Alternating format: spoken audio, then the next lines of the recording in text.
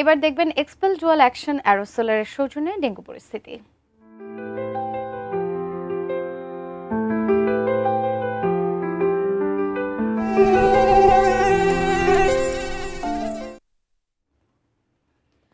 চব্বিশ ঘন্টায় সারা দেশে ডেঙ্গু আক্রান্ত হয়ে আরও একজনের মৃত্যু হয়েছে।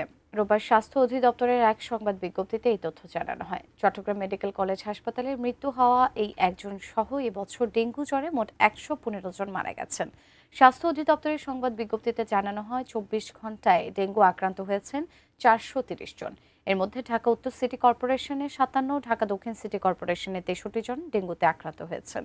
সিটি কর্পোরেশন এলাকার বাইরে ঢাকা বিভাগে ৫৪ জন, চট্টগ্রাম বিভাগে ৭৯, বরিশাল বিভাগে ৭২, খুলনা বিভাগে ৪৬, রাজশাহী বিভাগে ৪২, ময়মনসিংহ বিভাগে ১২, রংপুর বিভাগে ৩ ও সিলেট বিভাগে ২ জন ডেঙ্গুতে আক্রান্ত হয়েছেন। এবছর এখন পর্যন্ত মোট ডেঙ্গু আক্রান্তের সংখ্যা ২৮,৬৩২ জন।